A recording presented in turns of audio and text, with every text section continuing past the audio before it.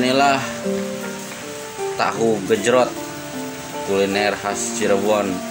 Siapa sih orang Cirebon yang tidak kenal dengan yang namanya tahu gejrot?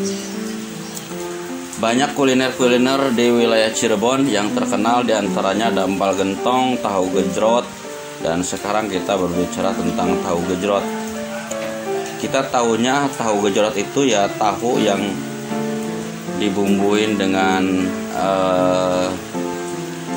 air gula dengan bumbu cabai rawit dan bawang merah mentah yang direndos atau yang diulek. Ini tahu gejrot yang kita tahu seperti itu. Tapi siapa sih yang tahu bagaimana awal mulanya tahu gejrot? Tahu gejrot itu sudah ada sejak tahun 1950. Setelah kemerdekaan, dahulu tahu gejrot ini pabriknya dimiliki oleh orang-orang Indonesia yang keturunan Tionghoa.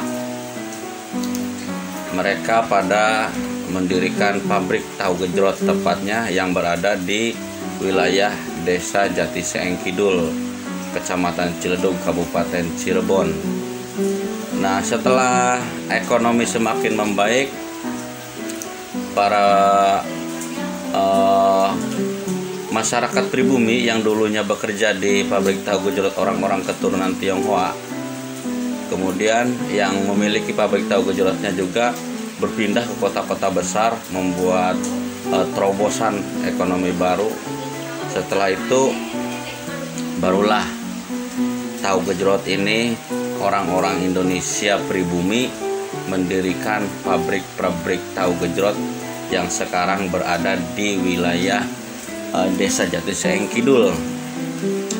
Tahu gejrot ini sekarang bukan hanya dikenal oleh orang-orang Cirebon saja, justru orang-orang di luar Cirebon pun banyak yang mengenal. Bahkan sekarang sudah mulai memasuki pasar supermarket dengan harga yang cukup lumayan. Itulah sekilas tentang tahu gejrot. Kenapa dibilang tahu gejrot? Karena tahu gejrot ini adalah tahu yang dibumbui oleh